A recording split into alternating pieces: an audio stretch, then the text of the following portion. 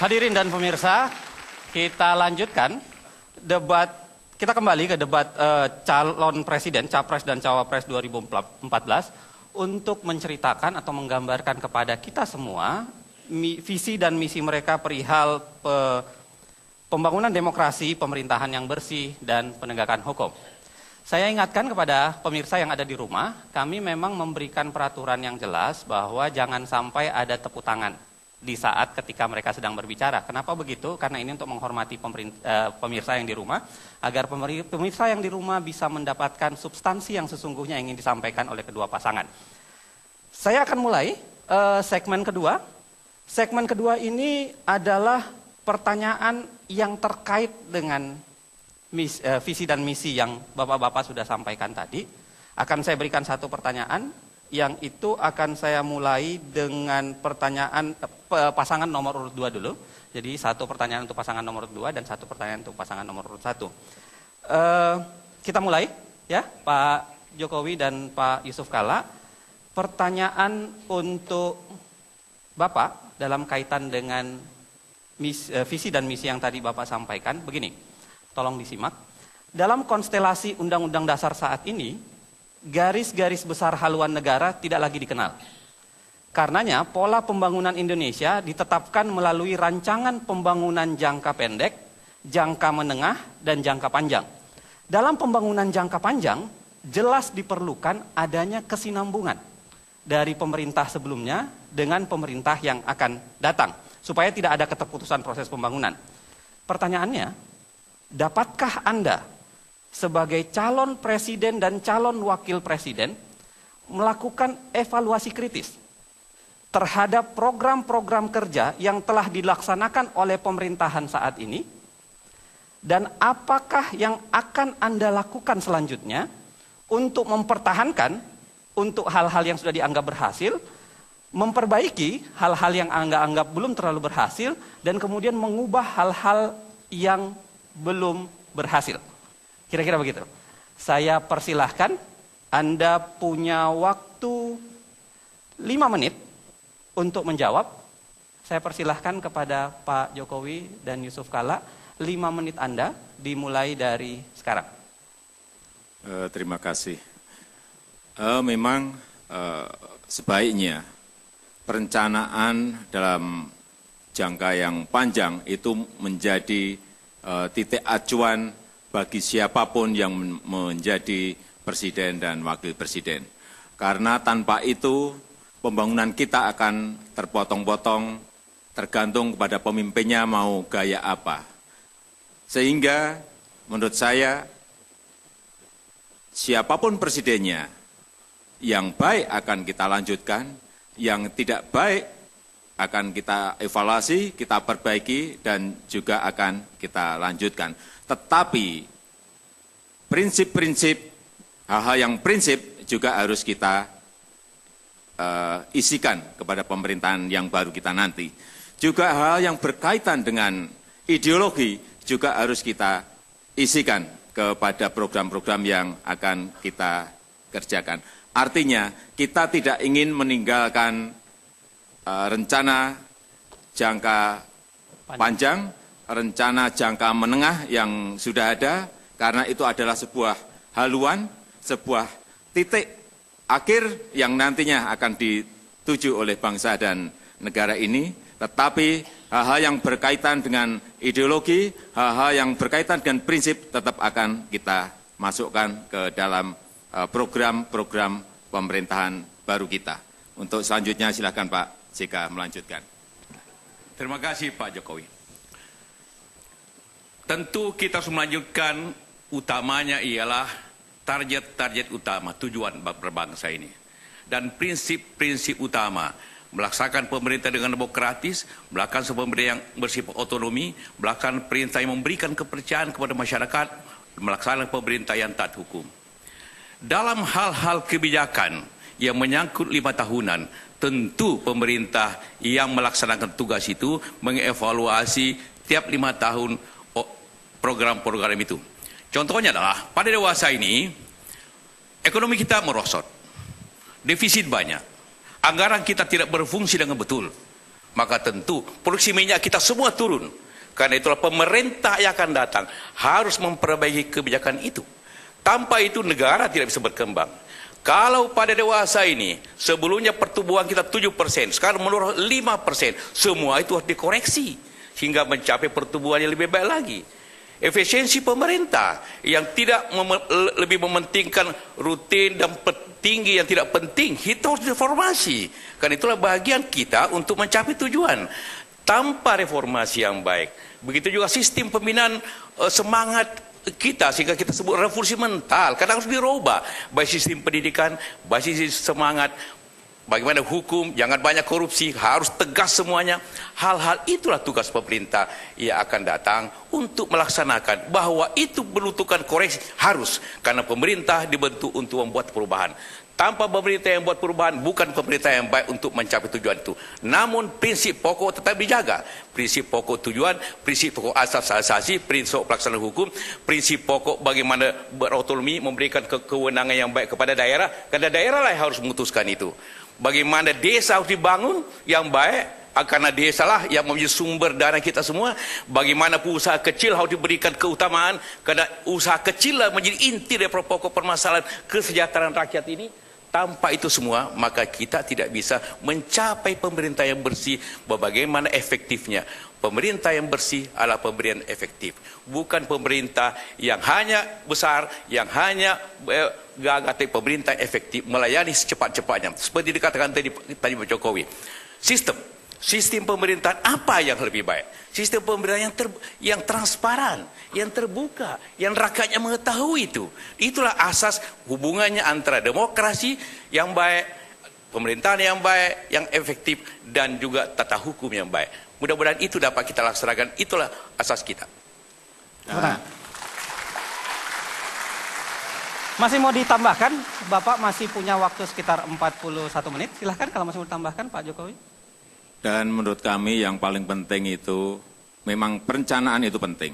Rencana itu penting, tetapi yang lebih penting bagaimana melaksanakannya.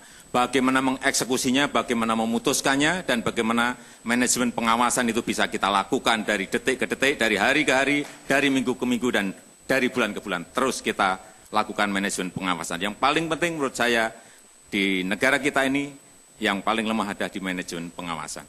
Baik, terima kasih Pak Jokowi. Itulah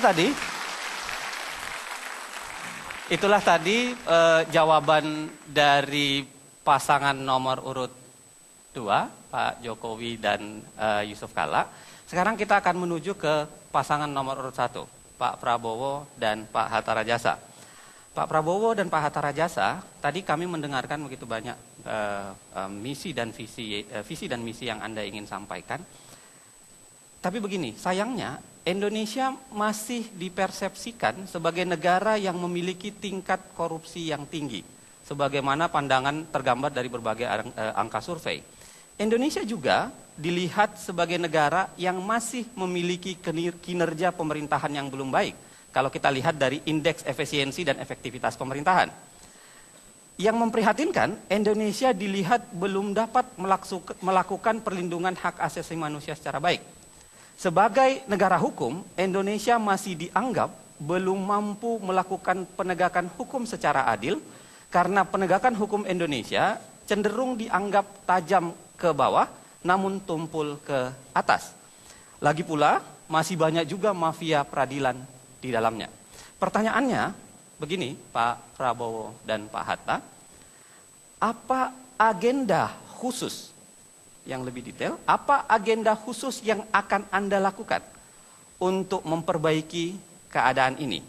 Silahkan yakinkan rakyat Indonesia bahwa Anda orang yang tepat sebagai pendorong efektivitas dan efisiensi pemerintahan, pendukung kuat pemberantasan korupsi, pendorong penegakan hukum yang adil, serta pelindung kuat atas hak-hak asasi manusia. Saya persilahkan, Anda punya waktu 5 menit dari sekarang. Baik, terima kasih.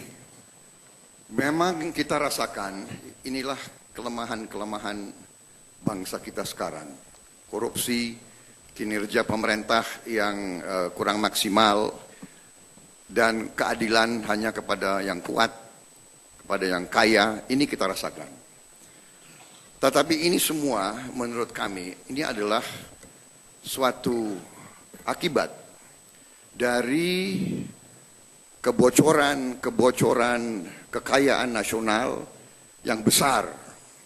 Dengan kebocoran-kebocoran yang besar, yang diakibatkan oleh memang masalah sistemik, akhirnya tidak ada sumber daya yang cukup untuk menjamin kualitas hidup para pejabat-pejabat aparatur negara yang menentukan jalannya pemerintahan. Artinya, korupsi terjadi di Indonesia karena para pejabat-pejabat yang berkuasa takut masa depan, takut pensiun. Gaji bupati umpamanya adalah sekitar 6 sampai 7 juta rupiah. Padahal dia kampanye, dia ikut pilkada langsung, dia habis 15 miliar. Ya kan? Demikian di mana-mana. Akibatnya dia akan ambil dari APBD. Sama, menteri-menteri juga begitu. Menteri kalau tidak salah mungkin gajinya sekarang sekitar 18 juta rupiah. Padahal tanggung jawab yang dikelola sangat besar. Karena kualitas hidup, rasa ketakutan ini, dan juga dengan sistem demokrasi kita. Sistem demokrasi kita yang begitu liberal, mewajibkan setiap pemimpin politik untuk harus cari uang untuk melaksanakan kampanye politik. Dengan demikian, dia akan mengandalkan kader-kader dia di DPR dan di departemen-departemen. Inilah sumber daripada masalah bangsa. Juga bahwa elit bangsa Indonesia selama berapa puluh tahun ini, menurut pendapat saya agak lengah membiarkan sumber-sumber daya ekonomi kita terlalu banyak mengalir keluar bangsa kita. Nah, kalau kita mau perbaiki, mengurangi korupsi, kita harus jamin kualitas hidup para pejabat negara, pegawai-pegawai yang menentukan pegawai negeri, hakim, polisi, jaksa, semua penegak hukum, semua pejabat dan pegawai negeri di tempat-tempat yang penting harus dijamin kualitas hidupnya. Sebagai contoh, Hakim Agung di Inggris gajinya terbesar, lebih besar dari Perdana Menteri. Ini strategi kami. Kami ingin menutupi pertama kebocoran. Ya. Kita kalau bicara ingin memperbaiki ini, ingin perbaiki itu, ujung-ujungnya urusan uang, urusan duit. Karena itulah penegak-penegak hukum harus ditingkatkan kemampuan manajerial, kemampuan teknisnya, pendidikan, ini harus diperbaiki. Ini semua butuh investasi dana yang besar. Kemudian rekrutmen, saya sependapat dengan Pak Joko Widodo dan Pak Yusuf Kalla. Kita harus rekrut orang-orang terbaik dengan sistem yang terbuka, transparansi, penggunaan teknologi informatika yang terbaru. Saya sangat sependapat, e-government, sebanyak mungkin kita menggunakan teknologi modern, kita bisa kurangi kebocoran-kebocoran itu. Dengan kita mengurangi kebocoran, kita punya dana, kita perbaiki kualitas hidup, baru kita hasilkan suatu pemerintahan yang bersih, yang bebas dari korupsi, yang berkinerja tinggi, yang melayani rakyat dan melindungi hak-hak rakyatnya. Saya kira itu. Masih ada waktu 31 ya, saya ingin menambahkan, kita harus agresif di dalam pencegahan dan pemberantasan korupsi. Oleh sebab itu strategi kita harus jelas, perkuat KPK. KPK memiliki 5 tugas pokok. 2 tugas pokok utama saya kira sudah tepat. Dan 8 kebijakan yang diterapkan KPK harus kita dukung. Yang pertama adalah pencegahan. Ini membangun sistem building yang baik. Yang kedua monitor. Sehingga seluruh institusi-institusi harus dapat dipertanggungjawabkan seluruh kinerjanya. waktu selesai saya kira. Terima kasih Pak Terima kasih. Prabowo dan Pak Hatta.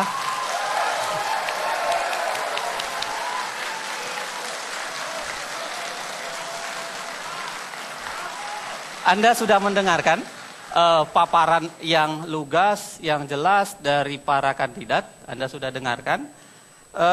Kita lanjutkan ke sesi berikutnya nanti.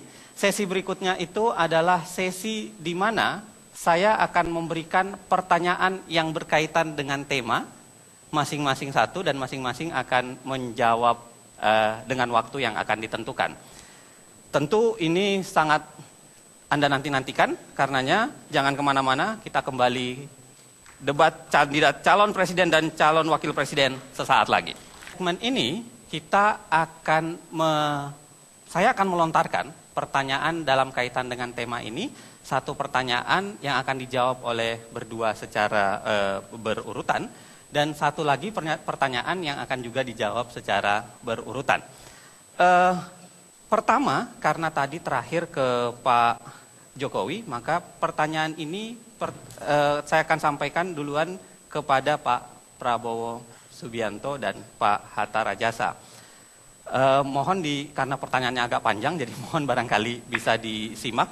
Begitu juga untuk Pak Joko Widodo dan Pak Yusuf Kalla, mohon disimak betul. Pertanyaan pada segmen 3 ini, Anda akan diberikan waktu 4 menit untuk menjawabnya. Begini, biaya pelaksanaan demokrasi di Indonesia masih dirasakan sangat mahal.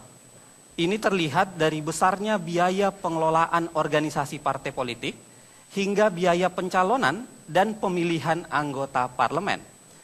Proses demokrasi yang mahal ini seringkali menjadi penyebab terjadinya perilaku koruptif di kalangan pengurus partai dan anggota parlemen. Kalau kita baca data Global Barometer Corruption, menyebutkan bahwa partai politik dan parlemen adalah pelaku tindak koruptif paling utama di begitu banyak negara. Jadi bukan hanya sekadar Indonesia kasus ini. Pada saat yang sama, Anda sebagai kandidat, calon presiden dan calon wakil presiden disokong oleh partai-partai yang tentu memiliki potensi mengidap masalah ini. Padahal bila Anda kelak menjabat presiden dan wakil presiden, dukungan kuat dari partai-partai politik melalui koalisi di parlemen sangat Anda perlukan agar pemerintahan dapat berjalan secara stabil. Pertanyaannya, bila Anda terpilih menjadi presiden dan wakil presiden nanti, apa langkah-langkah nyata yang akan Anda lakukan untuk menjadikan pemerintahan Anda bersih, efektif, serta stabil, pada saat yang sama mampu menghindarkan diri dari kemungkinan rongrongan partai-partai politik yang telah mendukung Anda dengan meminta Anda untuk balas budi dengan memberikan berbagai kemudahan mendapatkan uang. Begitu pertanyaannya. Saya persilahkan Pak Prabowo dan Pak Hatta Rajasa, 4 menit. Kita mulai dari sekarang. Baik, memang ini adalah inti masalah yang kita hadapi sekarang. Tetapi saya percaya dengan adagium bahwa tidak ada pengikut yang jelek, hanya ada pemimpin-pemimpin yang jelek. Jadi apabila kita sebagai pemimpin, kita tegas meyakinkan para mitra kita, anggota kita, bahwa kita bergabung dengan syarat kita tidak akan merongrong anggaran negara, APBN, APBD, 1 sen pun. Ini adalah syarat saya kepada mitra-mitra saya, dan di semua partai banyak kader-kader yang baik. Di semua partai banyak patriot-patriot yang ingin bekerja untuk negara dan bangsa. Nah, inilah yang kita cari untuk bergabung, dan kita sepakat bahwa pada saat kita memimpin pemerintahan, hanya pengabdian kepada rakyat dan bangsa itu menjadi motif utama kita. Jadi kita sudah sepakat APBN dan APBD tidak boleh kita kurangi 1 sen pun. Nah, bagaimana caranya untuk memenuhi kebutuhan demokrasi yang membutuhkan biaya dan ongkos politik. Saya sangat percaya bahwa ekonomi kita sangat besar, potensi kita sangat besar, kekayaan kita sangat besar. Kita harus mewujudkan suasana masyarakat yang modern, bahwa masyarakatlah yang harus merasa ingin menyumbang kepada partainya. Ini strategi yang kita harus terapkan.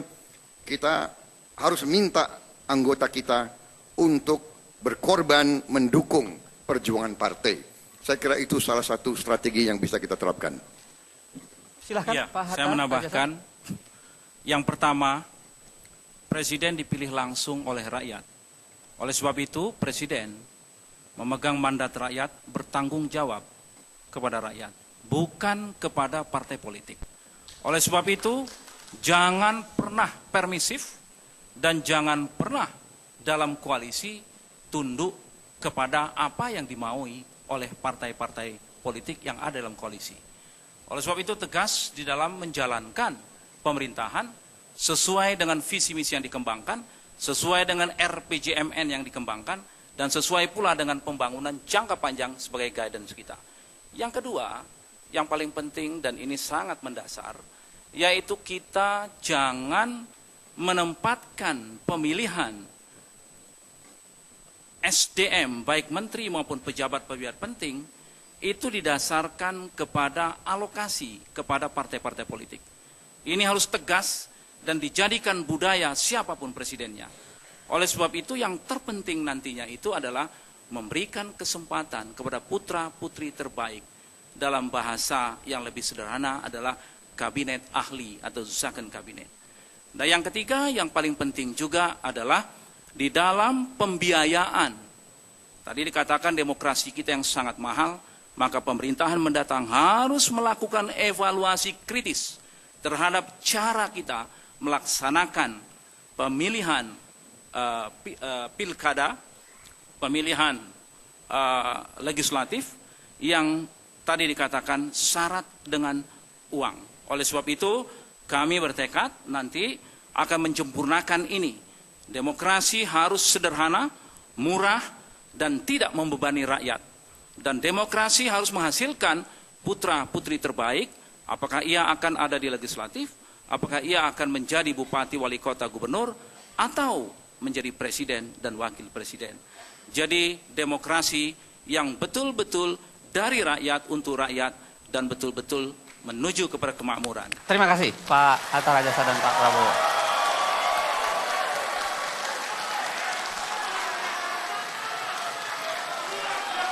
Baik, terima kasih hadirin sekalian. Tadi jawaban dari Pak Prabowo dan Pak Hatta Rajasa, waktu 4 menit dengan pertanyaan yang sama akan kita berikan kepada Pak Joko Widodo dan Pak Yusuf Kalla. 4 menit, kita mulai dari sekarang. Terima kasih. Menurut kami yang paling penting, parpol harus berani merombak. Ada pola rekrutmen politik yang baru di parpol kita.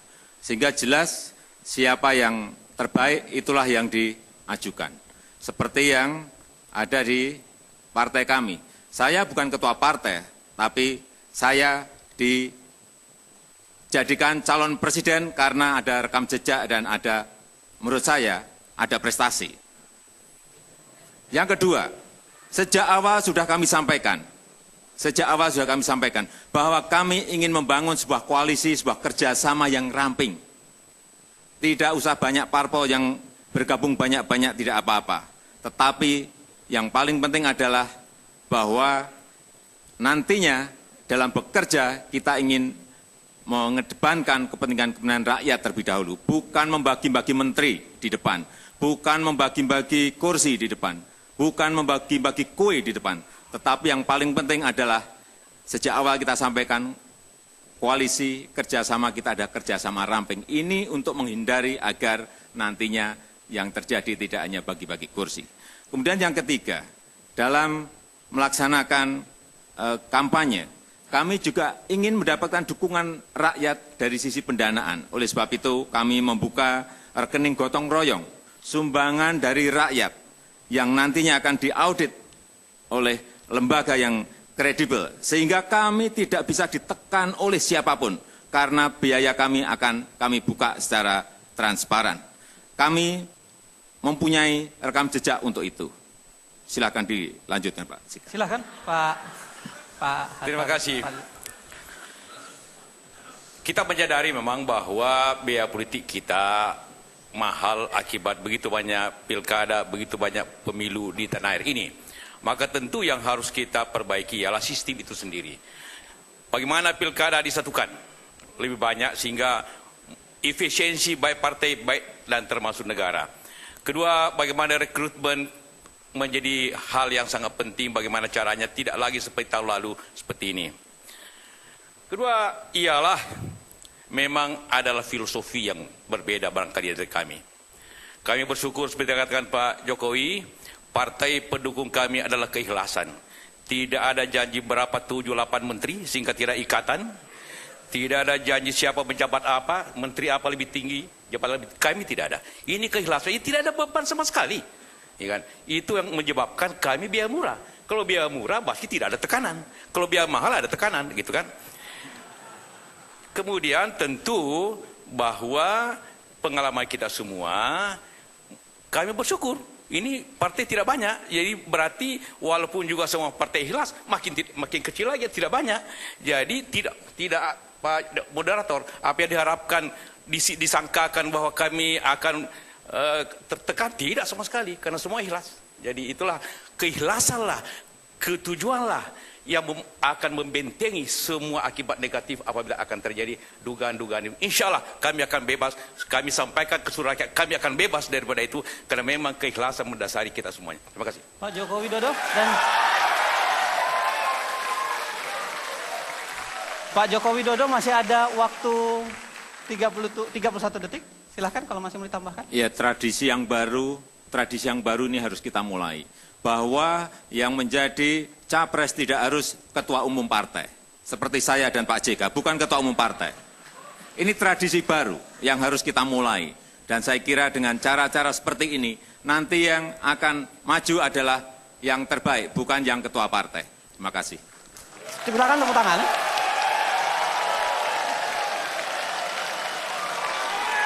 Bapak-bapak, ibu-ibu dan bapak-bapak sekalian, lagi-lagi ibu-ibu dan bapak-bapak sekalian, saya mohon untuk tidak tepuk tangan, tidak bergumam, tidak mengungkapkan sesuatu ketika belum saya persilahkan. Lagi-lagi sederhana karena kita ingin menjaga agar perdebatan itu bisa didengarkan dengan baik. Jadi mohon Anda tidak untuk bertepuk tangan sebelum saya mempersilahkan. Lagi-lagi begitu, saya ingatkan sekali lagi ya. Sekian, begitulah tadi pertanyaan pertama yang kemudian sudah dijawab 4 menit oleh pasangan nomor urut 1 dan 4 menit oleh pasangan nomor 2. Kita pindah ke pertanyaan nomor 2. Tapi sekarang kita balik. Kita akan persilahkan dulu Pak Joko Widodo dan Pak Yusuf Kalla untuk menyimak, dan saya ingatkan juga barangkali bisa disimak pertanyaannya. Saya akan bacakan. Negara Indonesia adalah negara yang dibangun dalam kerangka Kebineka Tunggal Ikaan. Bhinneka Tunggal Ika adalah semboyan bangsa yang sudah sejak dahulu menjadi bagian dari cita-cita para pendiri bangsa. Sayangnya, saat ini kenyataan kadang-kadang berkata sebaliknya. Ada pelanggaran hak asasi yang dilakukan kelompok mayoritas atas minoritas. Juga ada gejala sukuisme dalam pemerintahan daerah dan berbagai gejala lainnya yang telah nyata-nyata merusak semboyan dan cita-cita mengayomi Bhinneka Tunggal Ika. Itu. Pertanyaannya adalah, mohon disimak, kerangka hukum apa yang akan Anda bangun? Kerangka hukum apa yang akan Anda bangun untuk memperkuat terbangunnya masyarakat yang berpegang pada prinsip Bhinneka Tunggal Ika? Yakinkan kepada rakyat Indonesia saat ini, yakinkan pada rakyat Indonesia bagaimana Anda akan menjaga prinsip Bhinneka Tunggal Ika tersebut dari pihak-pihak manapun yang ingin merusaknya. Yakinkan pada kami bahwa Anda akan tegas, tanpa pandang bulu, dalam berjuang dan melakukan penegakan prinsip Bhinneka Tunggal Ika dalam masyarakat Indonesia. 4 menit, Pak Joko Widodo dan Pak Yusuf Kalla, saya serahkan untuk Anda. Kita mulai dari sekarang. Terima kasih. Bhinneka Tunggal Ika, keberagaman kita, ini saya kira sudah final ya. Kita tidak, sebetulnya kami sudah tidak ingin mengungkit-ungkit itu lagi, karena itu sudah final. Sehingga waktu kita mengangkat, saya berikan contoh konkret, waktu mengangkat Lurah Susan di Lenteng Agung, yang sudah melalui sebuah seleksi dan promosi terbuka, baik kompetensi manajerialnya, kemudian manajemen leadership, manajemen administrasinya sudah dilalui semuanya. Kemudian ada yang memprotes dan demo agar lurah itu diganti karena agama mayoritas yang ada di kelurahan itu adalah berbeda dengan agama yang dianut oleh lurah itu. Saya sampaikan bahwa itu sudah final dan tidak bisa diganggu-gugat lagi. Sehingga sebetulnya saya tidak ingin berbicara mengenai hal itu lagi. Karena juga banyak hal-hal yang contoh-contoh yang mungkin bisa saya sampaikan mengenai hal itu. Tetapi menurut saya itu sudah final dan sudah tidak perlu dibicarakan. Yang paling penting adalah dilaksanakan seperti yang tadi saya contohkan. Mungkin Pak JK, silakan dilanjutkan. Pak Yusuf Kalla, silakan. Waktu masih ada 2 menit. Terima kasih. Detik. Karena saudara moderator ingin keyakinan, kita itu hanya dapat seluruh rakyat Indonesia, Pak, yang keyakinan. Artinya itu hendak meyakinkan kalau ada bukti. Kita bisa meyakinkan orang dengan pidato. Jadi apa yang disampaikan tadi Pak Jokowi, bahwa negara kita ini yang negara plural itu sangat meyakinkan. Semua agama, semua suku menjadi bahagian yang satu daripada negeri ini. Bhinneka Tunggal Ika. Kami percaya dan kami yakin akan melaksanakan itu. Tapi untuk lebih menekankan lagi keyakinan seluruh bangsa, kita tidak hanya bicara ide, kita bicara pelaksanaan.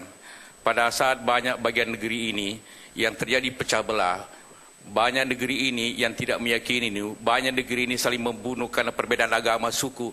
Alhamdulillah, saya menyelesaikan banyak hal di Poso, di Ambon, di Aceh. Saya tidak berbicara tentang harapan, saya berbicara tentang keyakinan. Saya tidak bicara tentang pidato, tapi saya menceritakan bahwa itu yang telah kita laksanakan. Mudah-mudahan ini cukup karena meyakinkan kepada kita semua bahwa kami bukan hanya bicara, kami datang dari hati kami datang daripada pelaksanaan kami datang kepada kesungguhan bahwa bangsa ini harus bersatu, bangsa yang berbeda-beda ini harus bersatu, karena hanya kekuatan negeri ini hanya bisa terjadi dengan persatuan itu. Kami percaya itu dan kami laksanakan itu. Percayalah bahwa kami tidak pernah bergeser daripada keyakinan ini. Terima kasih. Masih ada 1 menit, Pak. Masih Cukup. mau ditambahkan? Cukup? Pak, silakan. Kita berikan tepuk tangan kalau itu.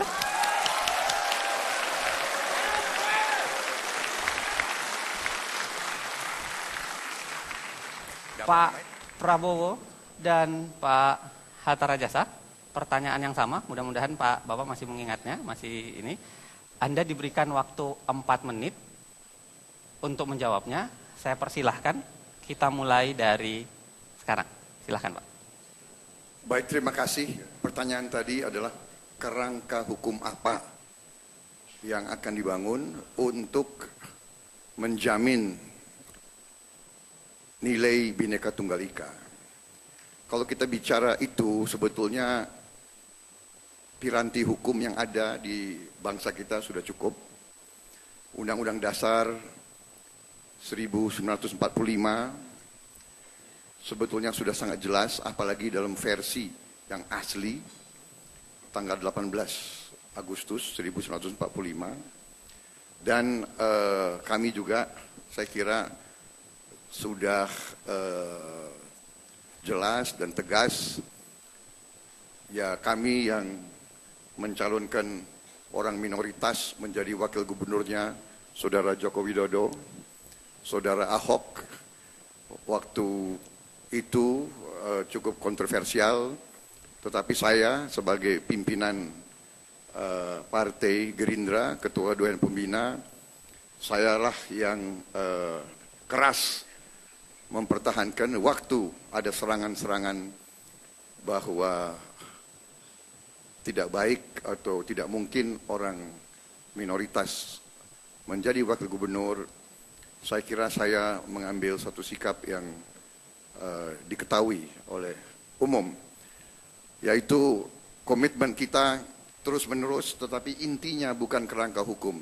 Menurut saya intinya adalah pendidikan, intinya adalah contoh, intinya adalah keteladanan daripada semua unsur pimpinan. Jadi saya menegaskan di sini bahwa kami dalam kegiatan sehari-hari terus-menerus berusaha memelihara suasana Bhinneka Tunggal Ika itu. Dalam rekrutmen politik, kita benar-benar menjaga Bhinneka Tunggal Ika. Memberi kesempatan politik juga demikian. Jadi kerangka hukumnya sudah bagus, tinggal penegakannya dan keteladanan yang harus diberikan. Dan untuk itu saya kira komitmen Partai Gerindra itu sangat jelas, partai-partai lain juga di tempat kami sangat jelas.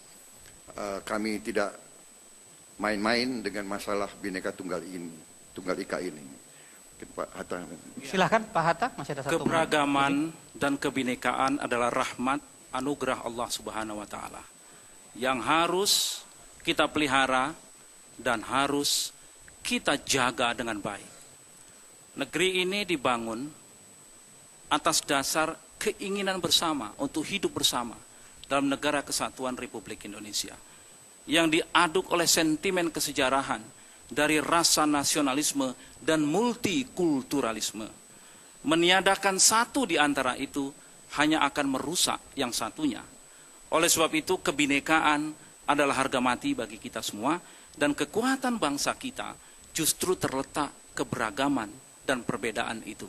Oleh sebab itu kami berdua meyakini bahwa keberagaman, kebinekaan, perbedaan adalah rahmat, justru menjadi kekuatan kita dan kemampuan kita untuk merawat, memelihara, menjaga, saling menghormati, saling melindungi, yang mayoritas melindungi yang minoritas menghormati yang mayoritas, apapun latar belakangnya adalah kekuatan bangsa ini. Dan saya yakin kita akan menjadi besar, bangsa ini menjadi besar manakala kita mampu merawat itu semua, menjaga itu semua, dan menjadikannya sebuah kekuatan bangsa ini untuk menjadi bangsa yang unggul di abad-abad ini dan abad mendatang.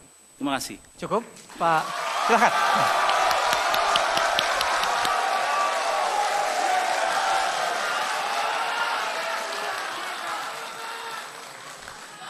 Anda sudah mendengarkan jawaban masing-masing kandidat, pasangan nomor urut 1 dan pasangan nomor urut 2. Kita akan pindah ke segmen keempat sesaat lagi. Segmen 4 ini barangkali akan jauh lebih seru, karena segmen 4 ini adalah para kandidat akan saling bertanya.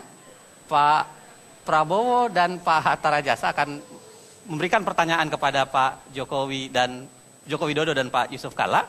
Begitu juga sebaliknya. Nanti akan diberikan kesempatan.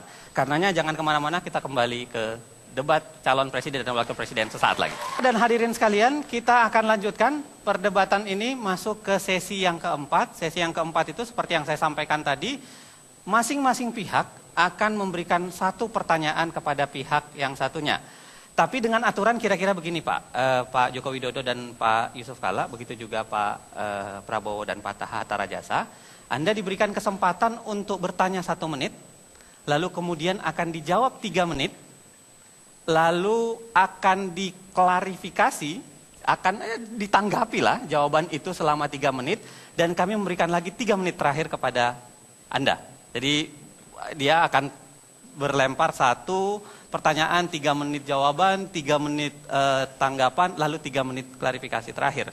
Kira-kira begitu Pak aturannya. Nah, kita akan mulai dengan pertanyaan yang pertama. Saya akan berikan kesempatan, dibalik lagi. Saya berikan kesempatan dulu kepada pasangan nomor urut 1, Pak Prabowo dan Pak Hatta Rajasa, untuk bertanya 1 menit kepada Pak Joko Widodo dan Pak JK.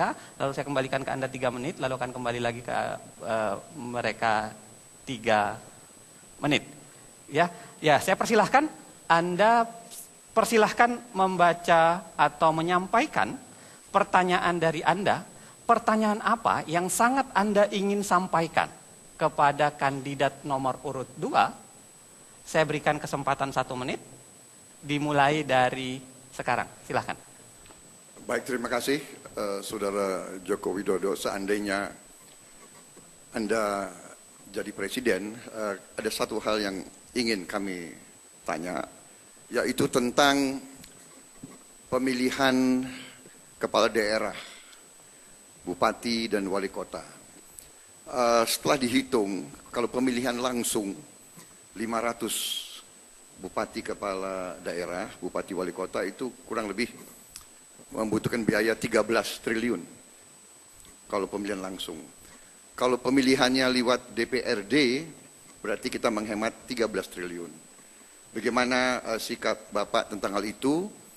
Kemudian bagaimana sikap Bapak tentang tuntutan atau harapan banyak daerah ingin terus menambah pemekaran kabupaten-kabupaten dan provinsi-provinsi baru. Padahal beban terhadap anggaran nasional sudah sangat-sangat berat. Cukup Pak Prabowo dan Pak Hatta Rajasa. Pertanyaannya jelas ya. Jadi silahkan Anda diberikan kesempatan untuk menjawab 3 menit pertanyaan tersebut. Saya mulai dari sekarang. Silahkan. Sebagai bentuk dari kedaulatan rakyat, saya kira pemilihan langsung kepala daerah, baik bupati, wali kota maupun gubernur tetap dilaksanakan seperti sekarang. Hanya caranya yang teknisnya yang harus mungkin kita perbaiki. Dilaksanakan serentak untuk mengurangi biaya. Baik di sebuah provinsi atau mungkin bisa di dalam sebuah negara. Tetapi ini memerlukan transisi yang agak lama. Kemudian yang kedua, mengenai pemekaran. Tempat-tempat yang memang sangat diperlukan untuk dimekarkan dalam rangka lebih mengembangkan provinsi atau daerah itu, tidak ada masalah. Tetapi dengan catatan, apabila nantinya sudah dimekarkan dan mereka tidak bisa mandiri dan mereka hanya membebani, bisa ditarik kembali dan dihapuskan lagi. Pemberiannya diperketat, pemberiannya dicek yang betul, dan yang paling penting, jangan sampai ada lobby-lobby lagi, jangan sampai ada dengan cara menekan-menekan ke pusat, tetapi betul-betul dengan kalkulasi dan perhitungan yang betul-betul cermat, teliti, karena jangan sampai anggaran kita habiskan untuk pemekaran dan tidak menyasar pada pelayanan kepada masyarakat, tidak menyasar pada pembangunan di wilayah itu. Mau ditambahkan Pak Yusuf Kalla? Iya, terima kasih. Memang sistem pilkada kita yang begitu banyak, maka Indonesia merupakan negara yang mempunyai pemilu yang terbanyak di dunia ini. Karena itulah maka, namun demikian pemilihan kepala daerah dijamin oleh Undang-Undang Dasar dan juga Undang-Undang bahwa pemilihan kepala daerah harus demokratis. Dalam Undang-Undang dikatakan pemilihan langsung. Tentu yang sangat penting di sini, kita tidak akan hanya sekedar mengembalikannya kepada pilkada, tetapi menjamin proses pemilu kada itu berlangsung efisien. Contohnya tadi saya jelaskan bahwa kalau sekarang ada begitu satu provinsi berbeda-beda harus disatukan. Semuanya ada keseragaman sehingga negeri ini hanya 2 kali melaksanakan atau 3 kali melaksanakan pemilu secara bersamaan. Pemilu nasional DPR sekaligus bersamaan Pilpres pada 5 tahun akan datang. Nanti pemilihan kepala daerah secara bersamaan sehingga efisien, kampanyenya efisien, pelaksanaan efisien sehingga tidak lagi membebani biaya sebesar itu. Karena apabila juga dikembalikan ke DPR belum tentu murah juga, karena bisa-bisa di DPR itu terjadi permainan yang lebih hebat lagi daripada masyarakat. Sehingga kita harus menjamin sistemnya, menjamin demokrasinya, dan menjamin kualitas kepada yang dipilih. Itu tujuannya sikap pemilu seperti itu. Baik, terima kasih. Silahkan tepuk tangan.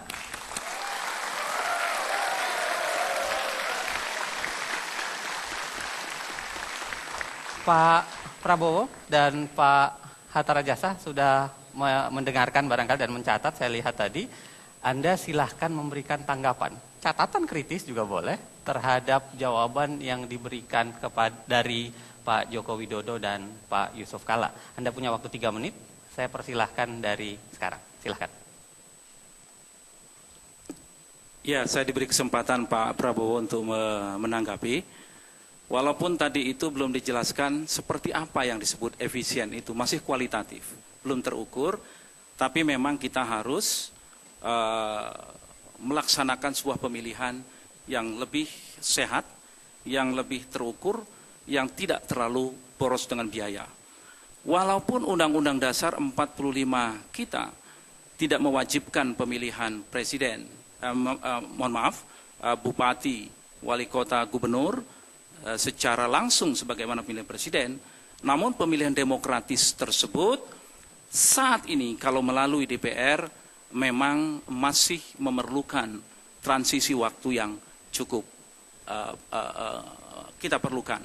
Oleh sebab itu, memang esensinya adalah pemilihan langsung itu, memang itulah yang dikehendaki oleh rakyat saat ini, namun memang harus kita lakukan dalam kondisi atau keadaan yang betul-betul bisa tidak membebani biaya yang tinggi. Misalkan kalau kita ambil contoh saat ini sedang digagas untuk pemilihan secara serentak. Saya kira serentak ini akan menghemat biaya yang cukup menekan, cukup murah, dan ini memerlukan waktu yang ke depan ini untuk segera kita persiapkan dengan baik. Ya, ini pandangan kami terhadap itu. Masih ada Pak Prabowo barangkali mau menambahkan? Mohon, saya tadi kurang begitu jelas tentang pemekaran. Kriteria apa yang Bapak, ya daerah mana? Kalau satu daerah minta, daerah lain juga minta dan tidak dikasih, ini kira-kira bagaimana? Dari segi penghematan anggaran dan dari segi keadilan antara daerah. Ada satu kabupaten sebagai contoh yang jumlah penduduknya hanya 20.000. Tapi dikasih pemekaran. Jadi di mana rasa keseimbangan keadilan dengan kabupaten yang umpamanya jumlah penduduknya 3 juta umpamanya. Jadi kami mohon kami ada suatu sikap ketegasan, kira-kira kriteria apa mengizinkan pemekaran baru dan tidak mengizinkan pemekaran baru. Apakah jumlah penduduk, apakah luas wilayah, apakah keamanan atau letak geografis, kira-kira di mana yang Bapak kira bisa jadi kriteria untuk mengizinkan penambahan provinsi atau penambahan kabupaten. Baik, terima kasih. Silakan tepuk tangan.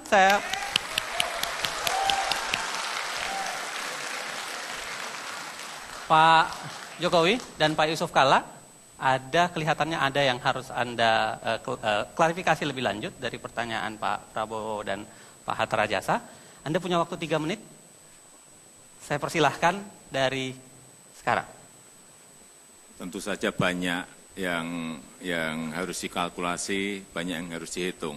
Yang pertama masalah potensi ekonomi yang ada. Apakah bisa menopang daerah itu untuk mandiri? Artinya ada pendapatan asli daerah yang nantinya bisa menggerakkan pemerintahan yang ada di sana.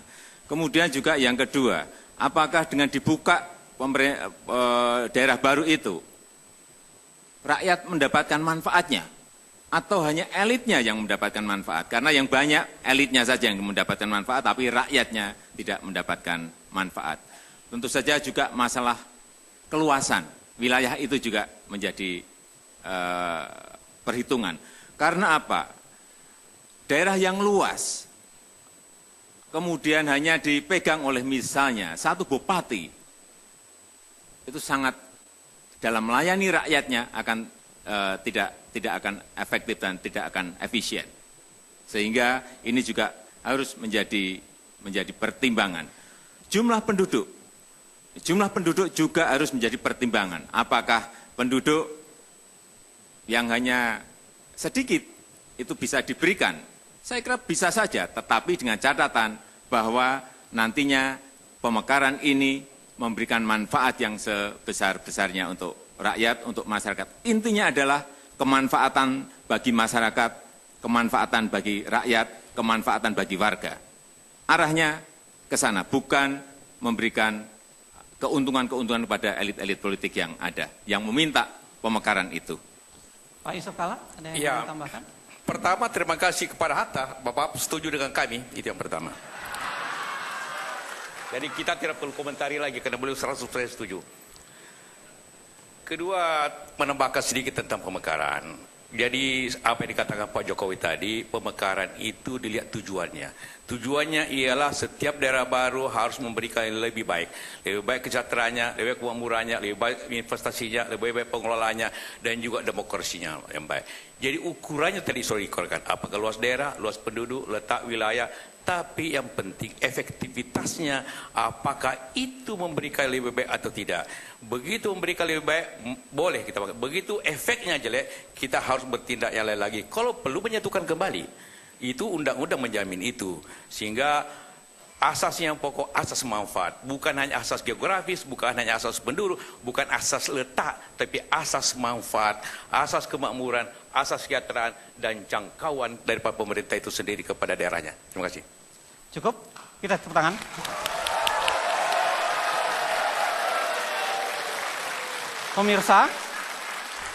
Pemirsa dan hadirin sekalian, pertanyaan pertama tadi dari pasangan nomor urut 1 ke pasangan nomor 2 sudah kita laksanakan. Sekarang kita balik. Jadi pertanyaan dari nomor urut 2, Pak Jokowi dan Pak Yusuf Kalla kepada Pak Prabowo dan Pak Hatta Rajasa. Anda punya waktu 1 menit, Pak. Saya persilahkan mulai dari sekarang. Terima kasih Pak Jokowi. Tadi dalam awal pembicaraan ini, Pak Hatta mengungkapkan tentang visi misinya yang saya kutip. Melindungi rakyat dan berbagai bentuk diskriminasi, gangguan, dan ancaman serta menjunjung tinggi hak-hak asasi manusia. Itu dari Bapak. Kedua, dari Pak Prabowo mengatakan, tiada pengikut yang salah, hanya pemimpin yang salah. Sekarang pertanyaannya, bagaimana Bapak ingin menyelesaikan pelanggaran hak asasi manusia masa lalu dan menjaga hak asasi dipertahankan pada masa datang? Itu aja. Silahkan, kalau ada yang mau tepuk tangan silahkan.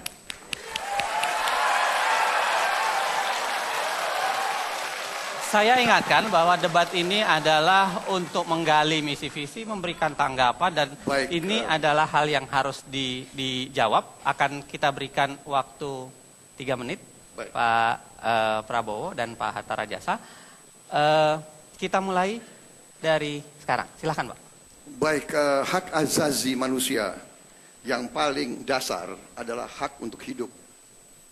Kemudian tugas Undang-Undang Dasar yang diberikan kepada sebuah pemerintah republik adalah melindungi segenap tumpah darah Indonesia. Itu tugas utama pemerintah.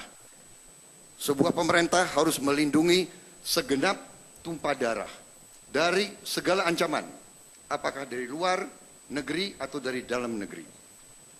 Jadi saya sekian puluh tahun adalah abdi negara, petugas yang membela kemerdekaan, kedaulatan, dan hak asasi manusia.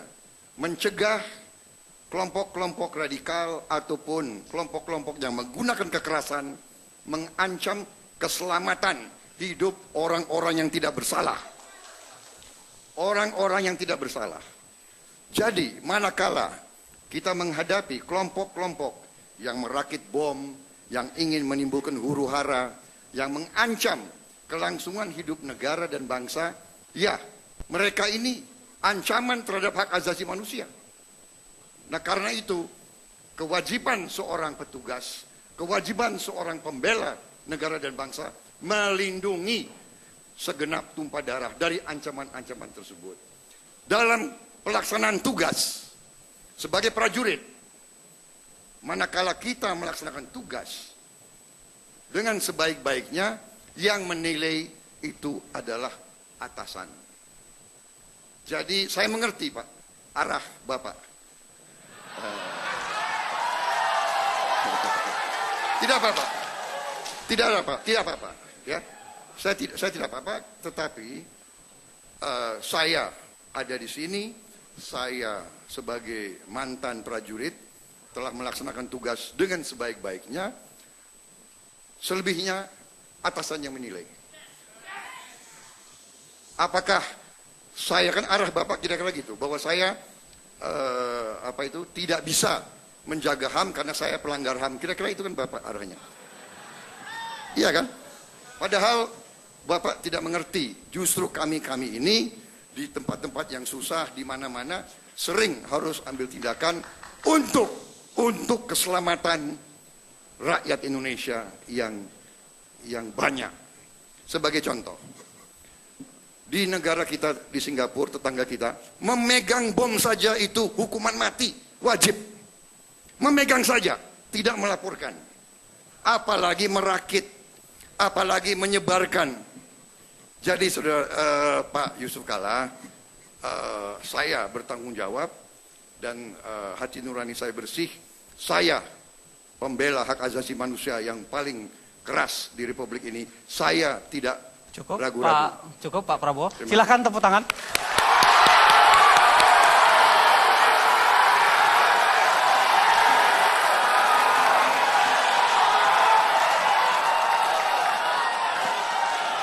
Terima kasih dukungan. Tolong para hadirin sekalian, tolong lagi-lagi kita memberikan dukungan dengan batasan yang sudah kita sepakati tadi. Dan ini adalah penyampaian visi dan misi, dikaitkan dengan visi dan misi. Jadi pertanyaannya juga kira-kira ke arah yang sana. Ada waktu 3 menit dari Pak Joko Widodo dan Pak Yusuf Kalla untuk memberikan catatan terhadap dukungan, bisa catatan terhadap apa yang disampaikan oleh Pak Prabowo. Saya persilahkan 3 menit dari sekarang. Ya, tadi yang disampaikan oleh Pak Prabowo belum, mungkin saking semangatnya, belum disampaikan hal-hal yang konkret ke depan akan dilakukan apa. Kemudian yang kedua juga belum dijawab mengenai masalah diskriminasi. Tadi juga ditanyakan oleh Pak Yusuf Kalla, juga belum dijawab karena terlalu semangatnya menjawab masalah hak asasi manusia. Oleh sebab itu kami mohon agar ini lebih diberikan perhatian lagi masalah pertanyaan yang disampaikan oleh Bapak Yusuf Kalla. Pak Yusuf Kalla mau ditambahkan? Ya, terima kasih tadi atas beberapa penjelasannya. Maaf Pak, tadi saya masalah diskriminasi dan sebelum diskriminasi. Diskriminasi dan bagaimana konkretnya? Ya, bagaimana konkretnya, pelaksanaan konkretnya. Ada 2 hal yang belum. Apa? Pak Yusuf Kalla mau menambahkan? Masih Anda punya waktu 2 menit. Pak Prabowo, terima kasih atas tadi penjelasannya. Pertanyaannya lebih minta penjelasan lagi. Bapak tadi mengatakan bahwa semua pelanggar itu pakai bom. Apakah tahun 98 itu? Tidak semua. Tidak semua ya. Yang jelas Prabowo, tidak semua pakai bom. Okay. Jadi tidak semua diletakkan dengan alasan bom, gitu Pak ya? Pak Yusuf Kalla, mohon pertanyaannya jangan langsung direct, tetap pada saya, nanti akan saya persilakan. Begitu juga Pak Prabowo, mohon ya. Okay. Saya silakan Pak, silakan dilanjutkan. Masih ada punya waktu 1 menit. Iya. Jadi tidak semua pelanggaran HAM itu karena bom. Jadi tentu tidak semua harus dilakukan dengan kekerasan balik, gitu Pak ya. Kedua pertanyaannya, Bapak mengatakan tadi terserah penilaian atasan. Apakah penilaian atasan Bapak waktu itu? Minta maaf karena saya tidak menganggap waktu itu, tapi Bapak menjawab tadi begitu. Sehingga karena yang banyak suatu penilaian lain. Jadi apa penilaian atasan Bapak tentang bagaimana menyelesaikan HAM pada masa lalu? Cukup? Cukup. Itu ya. Kita berikan tepuk tangan.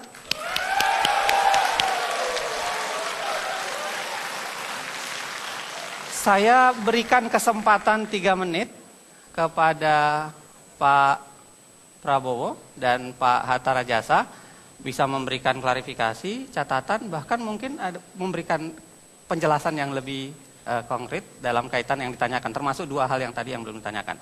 Ada 3 menit waktu untuk Bapak Prabowo dan Pak Hatta Rajasa. Ya, baik, kita mulai dari sekarang. Silahkan Pak. Jawaban terhadap Pak Joko Widodo, langkah-langkah konkret. Langkah konkret saya kira adalah di ujungnya adalah pendidikan. Masalah hak asasi manusia ini pendidikan. Pendidikan di semua sektor, pendidikan di semua aparat, ya, pendidikan juga kepada pejabat-pejabat. Karena apa? Karena sering petugas diberi perintah, kemudian kalau ada sesuatu yang nanti dinilai tidak tepat atau secara politis kurang menguntungkan, akhirnya petugaslah yang dikorbankan dan disalahkan. Jadi ujungnya adalah pendidikan, dan pendidikan membutuhkan investasi. Tentang diskriminasi saya kira kita sudah sepakat, kita harus melawan diskriminasi, tapi ujungnya kembali pendidikan. Jadi seluruh urusan itu pendidikan. Kepada Pak Yusuf Kalla, saya sudah jawab tadi, kita bertanggung jawab kepada atasan kita, penilaiannya ya atasan kita. Kalau Bapak ingin tanya, tanyalah atasan saya waktu itu.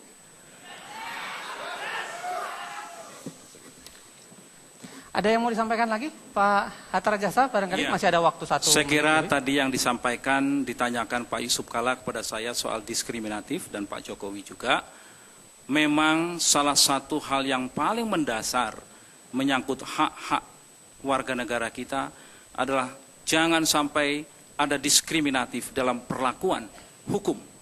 Karena konteksnya tadi konteks hukum. Istilahnya jangan tumpul ke atas, tajam ke bawah. Itu diskriminatif. Mereka harus sama di muka umum, siapapun. Dan tidak boleh, apapun latar belakangnya, apapun pendidikannya, apapun agama yang dianutnya, tidak boleh ada diskriminatif di negara Pancasila ini. Itu yang saya ingin sampaikan yang terkait dengan diskriminatif. Jadi kita apabila diberi amanat oleh rakyat, diberikan mandat, maka kami akan mencermati betul hal-hal yang berkaitan dengan masalah-masalah diskriminatif di banyak sektor saat ini. Apakah akses-akses kepada sumber-sumber kemakmuran? Apakah akses-akses kepada pendidikan? Apakah akses-akses kepada sumber-sumber daya alam, penggunaan lahan dan sebagainya? Masih banyak terjadi diskriminasi perlakuan terhadap warga negara kita. Oleh sebab itu ini menjadi perhatian kami yang sangat serius apabila mendapatkan mandat dari rakyat. Terima kasih. Cukup Pak. Terima kasih. Anda silakan tepuk tangan.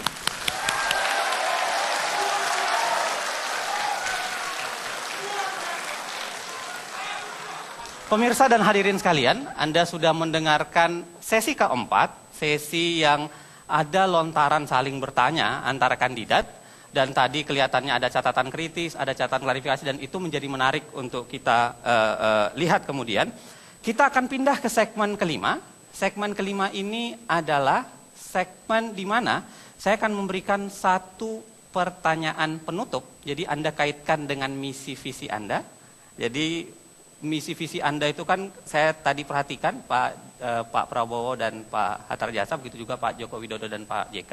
Tapi ada banyak obstacle di antaranya. Apa yang Anda lakukan kira-kira untuk itu? Nanti akan saya tanyakan, jangan kemana-mana, kita kembali ke debat calon presiden dan wakil presiden Indonesia 2014. Sesaat.